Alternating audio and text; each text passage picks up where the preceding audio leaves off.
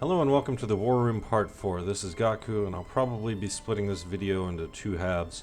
Anyway, I've got two different games to talk about.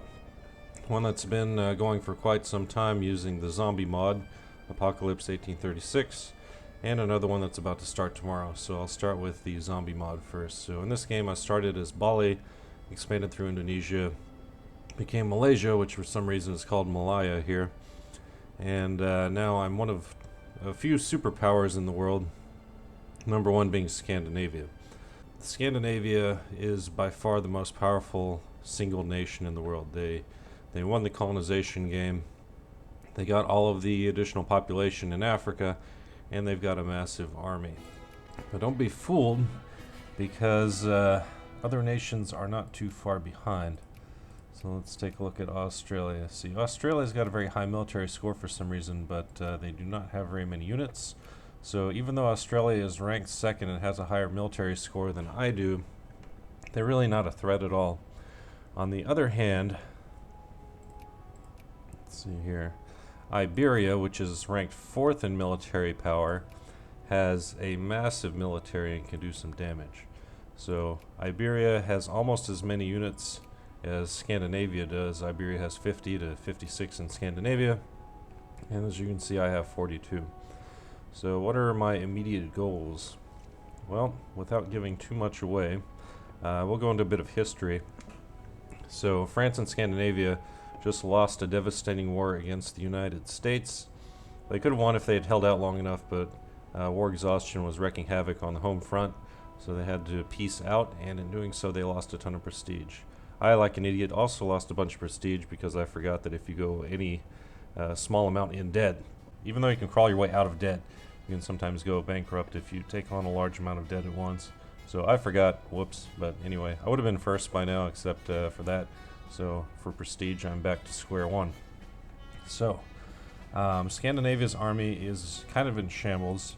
France has no army to speak of. They've got 11 units and they're pretty well depopulated. So as far as the military game goes, Iberia and I are pretty much on top. The one problem is that my technology is not that great. I only have 15 out of the possible 20 right now, so that's one of my top priorities. What am I doing right now? Well, I'm trying to free the cores for Transcaucasia from the Ottoman Empire. The Ottomans are in the sphere of Scandinavia, and although the Ottomans are not a very useful ally for Scandinavia, any small amount of disturbance that I can cause within the Scandinavian sphere, the better. So this is why I'm trying to weaken them a bit. This will hopefully also give Transcaucasia a military unit. As you can see right now, they have no units. They don't even have the population to support a single unit. So we'll see what happens there.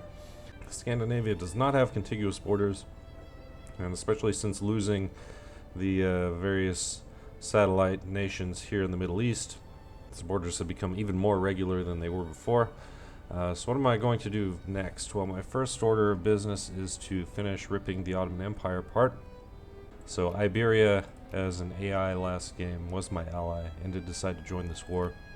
So Iberia is also on my side. So if Scandinavia joins, they look forward to about 50 more units coming their way.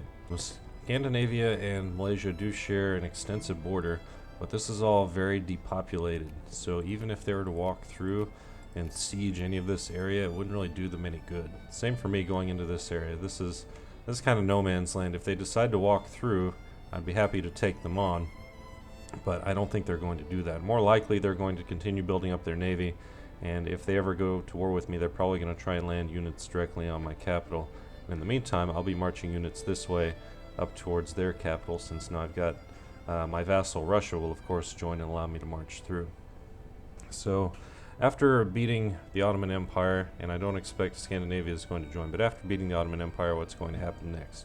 Okay, so I had to do a little bit of research there, but Malaysia has the potential to form the Southeast Asian Cultural Union, and that's going to be my immediate goal after taking this portion of the Ottoman Empire. So for that I need to conquer Assam, Burma, and Siam, which I don't think will be too much of a problem. Siam is allied with Australia, Burma is allied with Assam, and Assam with Burma, so those two will be no problem. The only other issue is I need to sphere the Philippines, which I can do pretty easily because they're not in any one sphere right now. Also, for whatever reason, Iberia is not a great power, which is a little bit odd. So I also need to prevent Iberia from being sphered. But the kicker is I need to take this area, Vietnam, from Great Britain. So I can either, once again, try to sphere Great Britain, or I can just go release nation and try it that way. So that would work. I could release Dynam, and then that would give me all of the vassals necessary, and then I should be able to form that cultural union.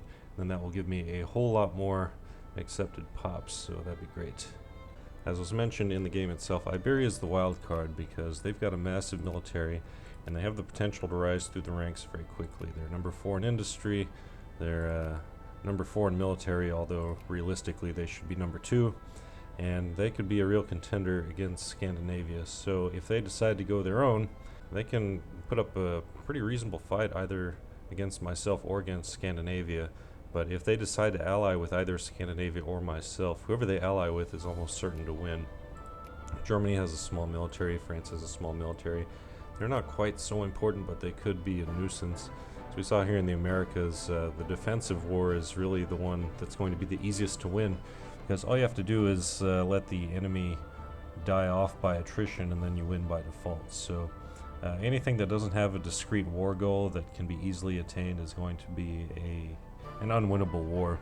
So for example, trying to release Russia from Scandinavia is probably a bad idea, because I would have to literally go and conquer all of Russia and or destroy Scandinavia's entire military and siege their capital, which could be done, but I don't think it would be worth it. Really, smaller, more discrete war goals would be better. Things like maybe release this portion of Scandinavia to Russia, and that's the sort of war goal that they might actually agree to, because it's it's a fairly small colony, but it does help to unify Russia and make them a little bit more powerful and a more useful ally. So my immediate goal for the next session is to unify Southeast Asia by conquering Assam, Burma, and Siam, by liberating Dynam and or sphering Great Britain, and from very quickly sphering the Philippines as well. Once that's done, I'll have a lot more accepted pops and I can really short my military. As I mentioned before, my biggest problem is that my military tech is low. Also, even though my literacy is high, my research points are low due to the low number of bureaucrats, which I can't do a whole lot about.